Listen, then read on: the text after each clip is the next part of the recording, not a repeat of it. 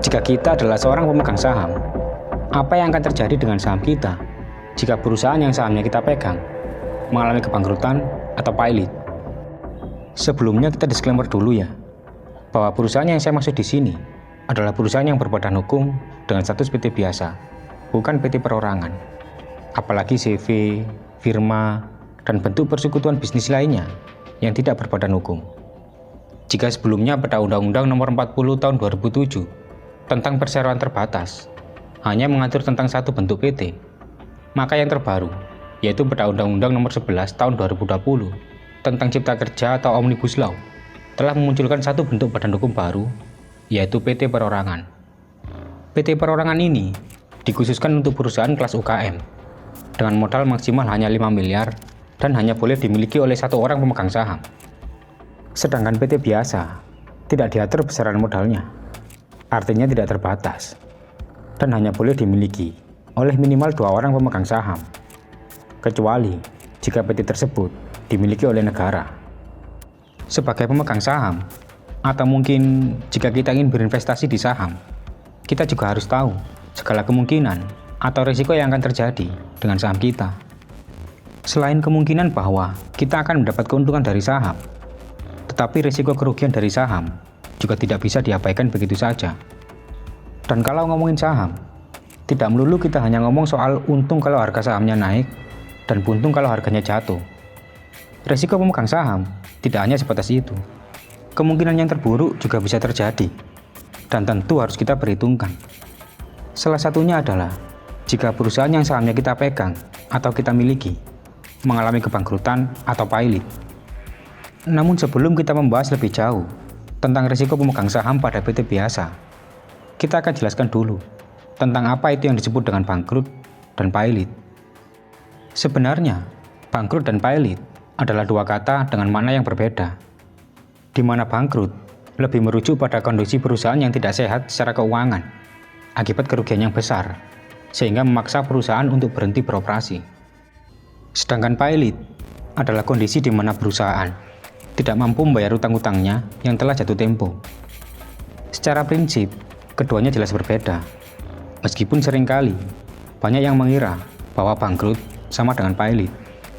Sebenarnya, perusahaan yang bangkrut belum tentu pailit, dan sebaliknya, perusahaan yang pailit juga belum tentu bangkrut.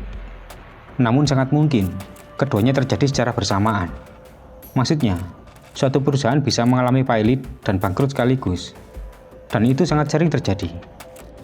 Khusus untuk pailit, prosesnya harus melalui pengadilan.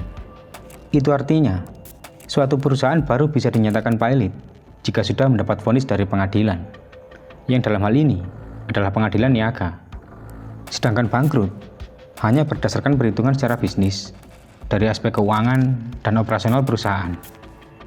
Di Indonesia sendiri, terkait proses kepailitan dan beserta segala konsekuensi yang ditimbulkannya, termasuk kewajiban yang harus diselesaikan perusahaan, sudah diatur dalam Undang-Undang Nomor 37 Tahun 2004 tentang kepailitan dan penundaan kewajiban pembayaran utang. Jika perusahaan mengalami pailit, maka yang pertama harus dilakukan adalah seluruh aset perusahaan harus dilikuidasi. Maksudnya, aset-aset perusahaan harus segera diuangkan, baik itu dijual ataupun dengan transaksi yang lainnya, yang nantinya uang hasil penjualan aset tersebut akan digunakan untuk membayar utang-utang atau kewajiban perusahaan yang belum terselesaikan. Secara teknis, pihak yang melakukan eksekusi, mulai dari penjualan aset sampai dengan pembayaran utang-utang perusahaan, disebut sebagai kurator, yang mana kurator ini ditunjuk oleh hakim pengadilan niaga. Urutan secara prioritas yang harus didahulukan oleh perusahaan dalam pembayaran utang atau kewajibannya adalah sebagai berikut. Yang pertama adalah biaya kepailitan itu sendiri, yang terdiri dari biaya pengadilan dan biaya kurator. Jadi sebelum perusahaan membayar semua kewajiban atau utang-utangnya, terlebih dahulu perusahaan harus membayar biaya proses kepailitan di pengadilan dan biaya untuk kurator, selaku pihak yang mengeksekusi segala urusan perusahaan pasca vonis pailit dari pengadilan niaga. Yang kedua adalah upah pokok pekerja atau buruh yang belum dibayarkan. Yang ketiga adalah pajak terutang atau kewajiban pajak perusahaan yang belum dibayarkan. Yang keempat adalah kreditor separatis atau kreditor dengan jaminan aset perusahaan. Untuk kreditor yang memiliki jaminan aset, harus didahulukan pembayarannya. Namun, khusus dengan hasil uang penjualan aset perusahaan yang dijaminkan itu. Tetapi jika hasil dari penjualan aset yang dijaminkan itu tidak mencukupi untuk membayar semua hutangnya, atau hanya bisa terbayarkan sebagian, maka sebagian sisanya harus ditangguhkan dulu dan akan dibayarkan kemudian. Namun secara urutan prioritas atau status kreditor berubah menjadi kreditor konkuren atau kreditor tanpa jaminan. Yang kelima adalah hak-hak pekerja atau buruh yang lainnya, seperti uang pesangon, uang penghargaan masa kerja, dan uang penggantian hak yang seharusnya diterima, sebagaimana tercantum dalam pasal 156 ayat 1 Undang-Undang Nomor 13 Tahun 2003 tentang Ketenagakerjaan. Kemudian yang keenam adalah kreditor konkuren atau kreditor tanpa jaminan. Dan yang terakhir adalah pemegang saham.